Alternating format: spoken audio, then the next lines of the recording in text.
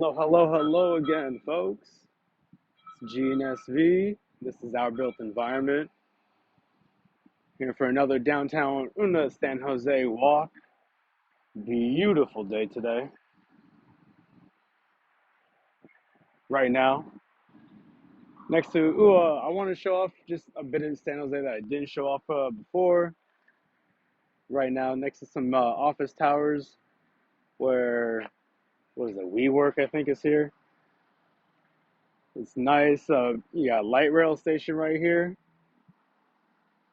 What's that, Kids Museum just down the way. And as you can see, this part of San Jose way more built up than just a couple days ago. Where we were walking in Japantown. And some of the reason I wanted to take this specific walk today is because I wanted to talk about how San Jose is, much like a lot of other cities, in a budget crisis. It was anticipated that we were going to have a shortfall, I think, of $30 million when they made the budget. And right now, as it stands, it's anywhere between 50 and $60 million coming up short. About half of that is because of sales tax. Sales tax coming from, obviously not just your goods that you buy, but services that you pay for. And there's one big item that's on the docket, and that item that's on the docket is for you can see SAP Center just over the way. That major item on the docket is to bring an airport connector from the airport to Diridon train station. I've shown a lot of disapproval for this project as we're passing over Guadalupe River, headed right now, towards, I forget what, San Jose Center for Performing Arts. That's what this is. I've shown a lot of disapproval for that airport connector project because our light rail runs right next to the airport. It's only a half mile away. So I don't really see the value in paying upwards of $40 million for that airport connector that's being run by a private company when we're, especially now that we have a huge budget shortfall that we know about. And this is the big part, when we have so much to show off for next to our light rail system. You saw that I was just right next to the light rail system there. There's offices. People could be coming in for business meetings. They could be, Diridon is just down that way right there. It's about 2 stops away, I think, from where I just was. I checked out a lot of the airports of the major cities, and they're usually about 45 minutes or more to get into their downtown area. For San Jose, it would be like 20 minutes. So what's the point of investing that kind of money in in an airport connector when we have these beautiful buildings, beautiful not beautiful hotels, I guess. Oh, you have plenty of hotels right along on the light rail line.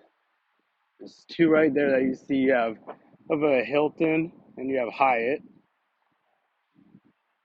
The convention center is right next to that. It's a tall Hilton one. You have the Adobe headquarters. I guess not everybody's leaving California. Adobe headquarters right behind me here. You have a brand new office building just finished recently. I mean, you have a lot about Oda downtown San Jose that along the rail line to look forward to. I don't know why you would want some project that avoids all of those places. Not to mention, it'd be much easier for everybody that lives in San Jose to be able to get to the airport without transferring to some automated car. You see this construction right there. This whole place is called City View Plaza. They're redoing basically everything in this area. It's all going to come down and get rebuilt back up. So that red building, that's going to get all the way down to the ground. You can see the fencing, at least for the construction to come. And you can actually tell a huge difference of just the volume. A lot quieter on this street as we get close to the park here. You have another construction site either getting primed and ready. See a bunch of steel I-beams here. Gonna get another tower. I can't remember if it's a hotel or if it's a or an office. It's one of the two.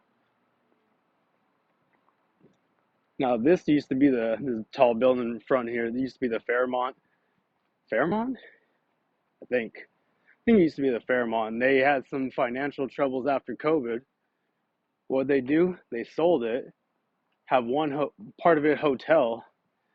The other side of it, on the right there, that's now student housing. Did a bunch of construction,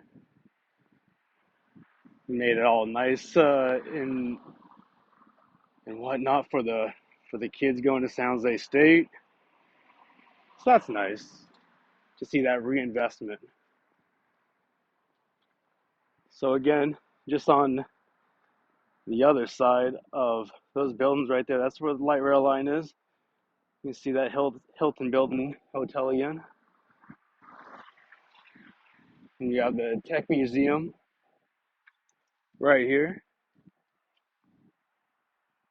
Another place. I mean, San Jose is trying to make a big push. We've been a cultural hub uh, that can't really decide on what it wants to be, which is fine because we have so much diversity here. Can't really pick just one, so I'm not really mad at it. But they want to expand and become more known for hospitality. They have events at this park every now and then. Every Christmas, there's always a lot of decorations.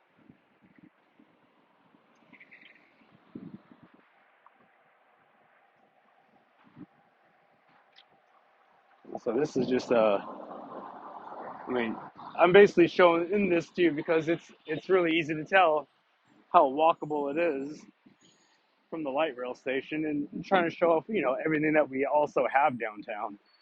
You have an art museum just down the way right there, and then St. Peter's Basilica, beautiful church.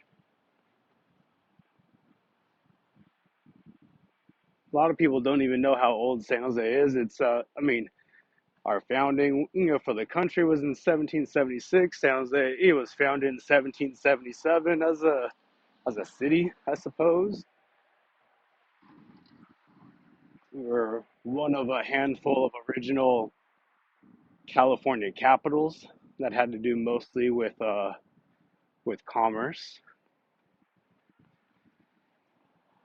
until farming became our main production of commerce, and that's why I moved to Sacramento.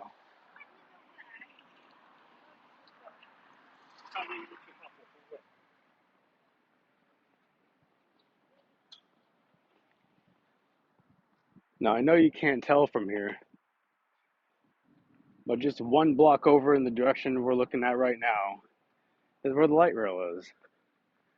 So again, you can see so much use that that light rail OLA can provide. And just having more options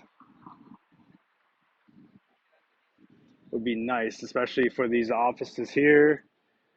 And you can see that some of these offices really do deserve more investment, right? Either they're, I talked a little bit last time about how, rent, even for, it doesn't matter home or office, it's just so expensive here, even though for office space, you would think it'd go down. Kind of explained why they don't do that very much because of Prop 13, you have to pay back extra property taxes, blah, blah, blah.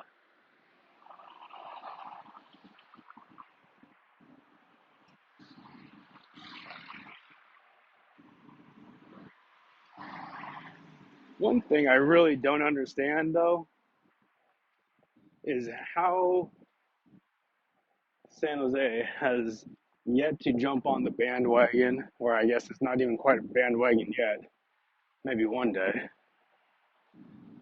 of having not bike lanes, a bus lane on its main street.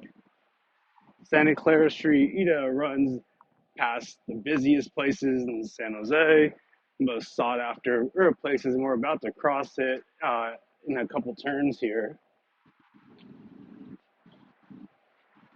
You think the least they could do to try and encourage less requirement for having a car is to have buses not have to wait in line behind cars. This is, I mean, out of the entire city,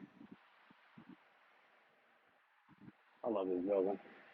Out of the entire city, this area is probably less than 5% of the land, but you have just about probably a third of the buses in all of Silicon Valley, let alone like the buses that don't even go through San Jose. All the VTA buses, probably about a third, run downtown San Jose somewhere. We want to talk about opportunities again. There was an opportunity at some point to turn this empty lot right here into more homes. That was what? What year is it? 25. So that was probably 8 years ago or so when that was proposed. Had early onset approvals, and then as goes so many developments, just dries up. Funding dries up, and then what? You get stuck with empty lots for years on end. That's not the only one. It's just really unfortunate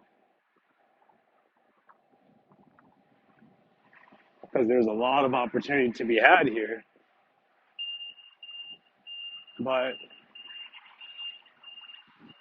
a lot of opportunity and a lot of need. You just don't have the right people that have the right money at the right time. That's all it takes for there to be an inconvenient ability of investment or lack thereof.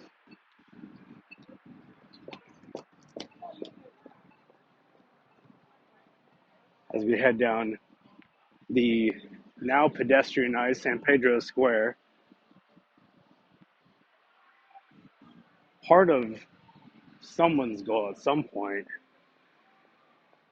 because obviously you can tell we have curbs. It used to be driven on, now it's obviously not, closed for just pedestrians. And you would think that'd be nice to have a nice level walkway, and that was the original plan. And if that's still in the budget, that's another thing that just needs to be delayed. One of those projects that needs to wait until we have the ability to fund it, and making things making land easier to develop gives us the ability, as you see a huge parking garage, gives us the ability to invest back into our communities.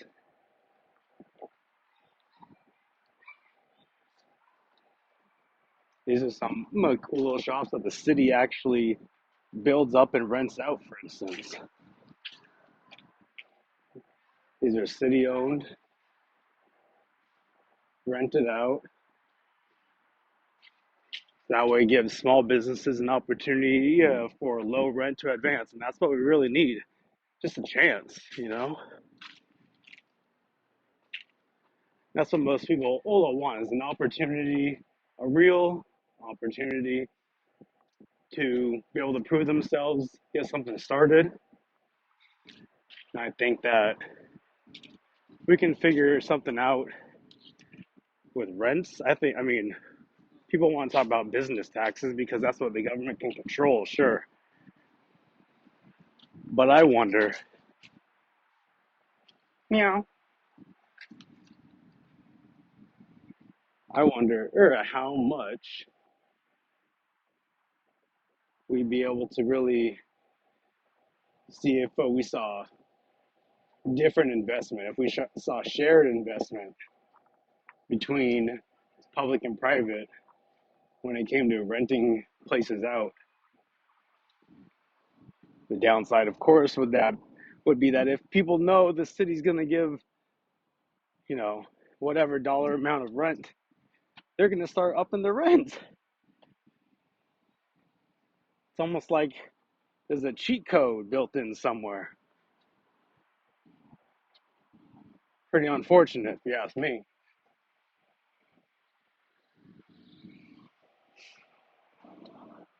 We'll figure something out someday, yes. Until then, woo-wee. More office towers behind me here. And the court, or the building that you saw the other day, just right there, that we saw on light rail coming in to the city. You can see up there, local paper, Mercury News. That's where they had both buildings at one point. Now they occupy part of one building, because that's just about what's happened to local news in general, let alone paper news.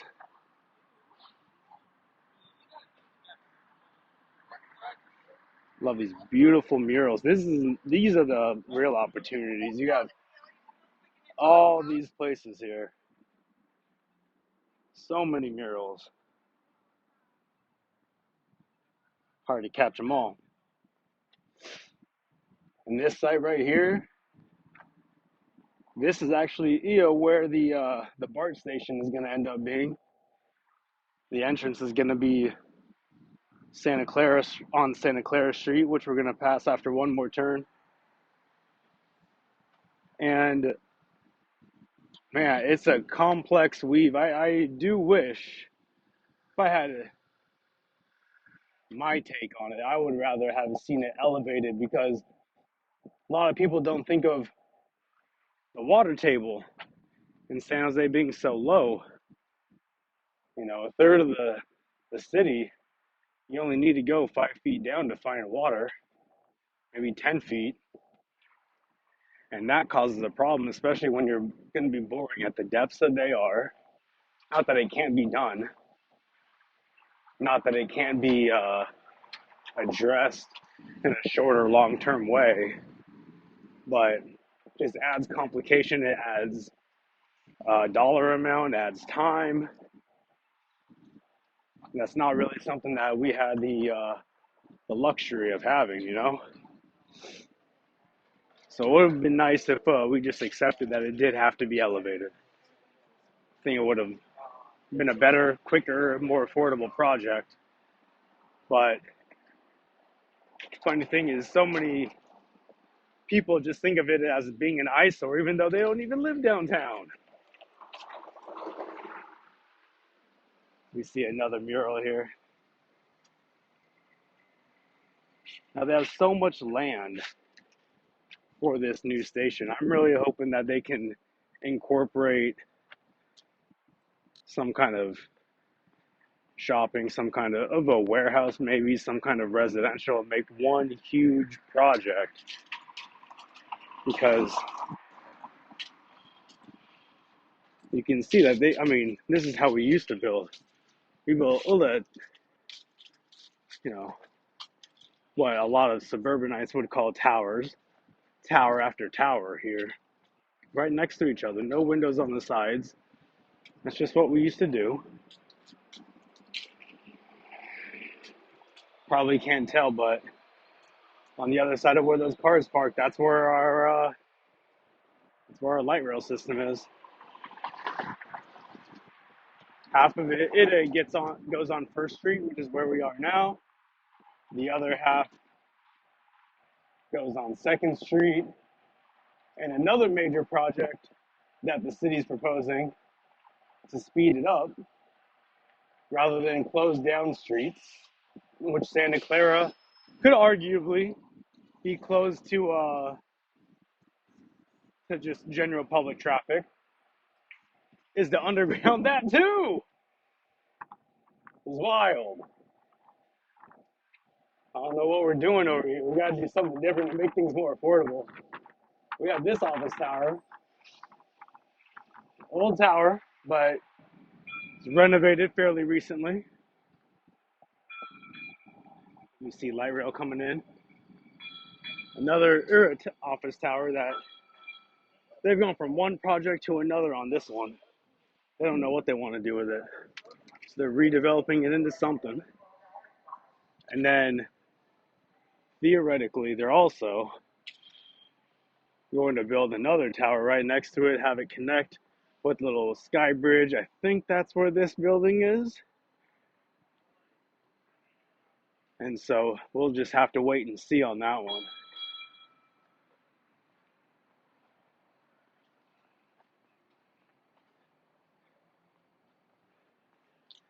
But this stretch of First Street, it is among the oldest buildings. You see 1889 up there.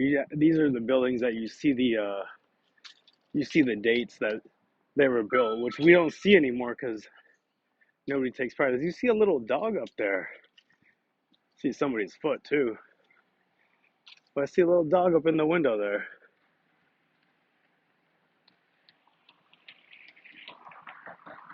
And then we also have Post Street. Post Street, Ida. Everybody knows it.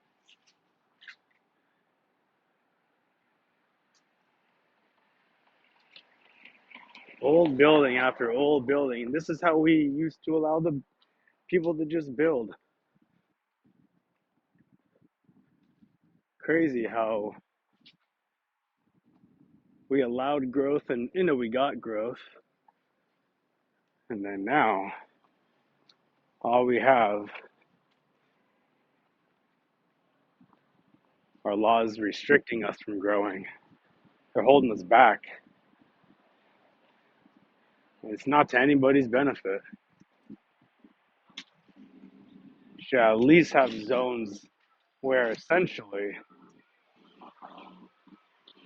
everything's hands off. It's just a free for all as far as if it doesn't produce noxious fumes, it's not hazardous to our health. Let's just see what you can come up with. I mean, not exactly a libertarian, but there's some places where it just makes sense, just sensible. And I'm not going to call it common sense because it's not.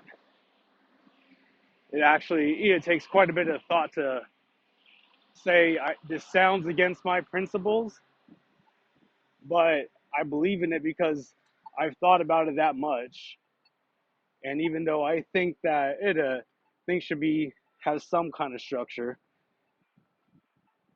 that there are some parts where like maybe we need less structure, we need less government intervention.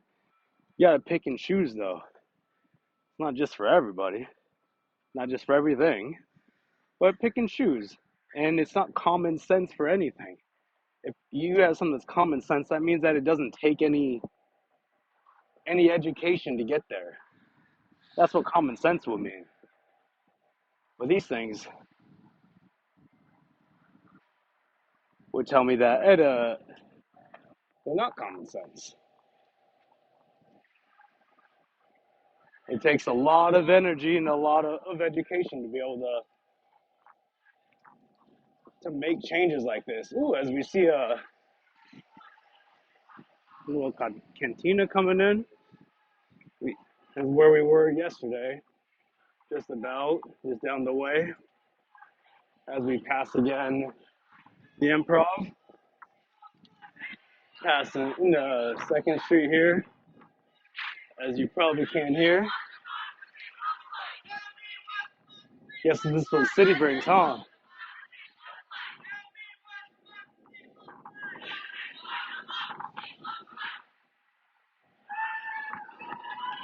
So this place right here, this thing burnt down years ago.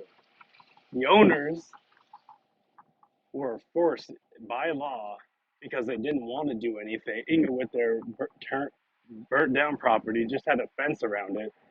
Finally, had to pay to have it at least surveyed and put in a position to stabilize it and put something so that way people could use the sidewalk after years. I mean, again, the whole point of this is showing missed and available opportunities. And I hope I've proven my case that downtown San Jose has numerous of both, especially with a budget shortfall coming up. The idea should not be to abandon our idea of what we can do when we see difficult times ahead. What we should be doing is say, okay, what can we do with what we have? And if what we can do is, in the meantime, make something more affordable from the government side, which allows for a long term growth, especially since, I mean, how do we have so much money in Silicon Valley, but we don't have an investment in people building homes? This is ridiculous. So I hope I proved it sounds like it has a lot to offer, in downtown for sure. Uh, Showed off some of the historical points, this isn't going to be the last walk or anything. I'm just winding down right now as we get close to the San Jose State Library, Martin Luther King Jr. Library. It's a shared city and state building with campus just behind it.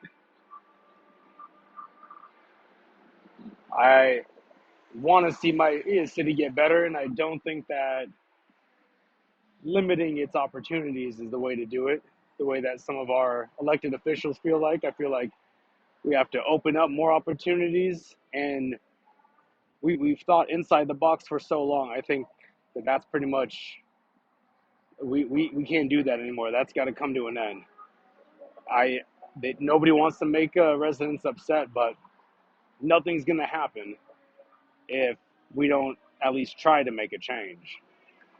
So hopefully somebody will see this, that it wants to write to somebody and be a part of that change movement. Until next time, I'm Gene SV, and this is our built environment.